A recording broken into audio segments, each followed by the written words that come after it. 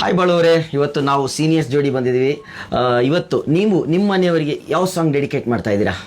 ನಾನು ನಮ್ಮ ಅಚ್ಚುಮೆಚ್ಚಿನ ಗಾಯಕರಾದಂಥ ಅಣ್ಣವ್ರ ಸಾಂಗ್ನ ಇವತ್ತೊಂದು ಹಾಡಬೇಕಂತ ಅಂದ್ಕೊಂಡಿದ್ದೀನಿ ರೀ. ಜೀವ ಹೂವಾಗಿದೆ ಹಾಡಿ. ಓಕೆ.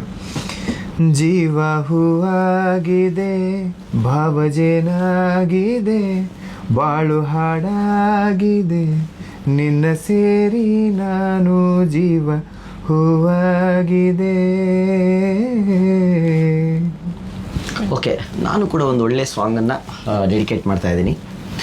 ಮಲ್ಲಿಗೆ ಹೂವಿನಂತೆ ಅಂದ ನಿನ್ನಲ್ಲೇ, ತಾರೆ ಹೂವಿನಂತೆ ಚಂದ ಕಣ್ಣಲ್ಲಿ, ಹುಣ್ಣಿಮೆ ಹಾಲಂತೆ ಮಾತಿನ ಇಂಪಂತೆ, ನನಗೆ ಒಲಿದ ಮುದ್ದು ಚೆಲುವೆಯೇ, ಮಲ್ಲಿಗೆ ಹೂವಿನಂತೆ ಅಂದ ನಿನ್ನಲ್ಲೇ.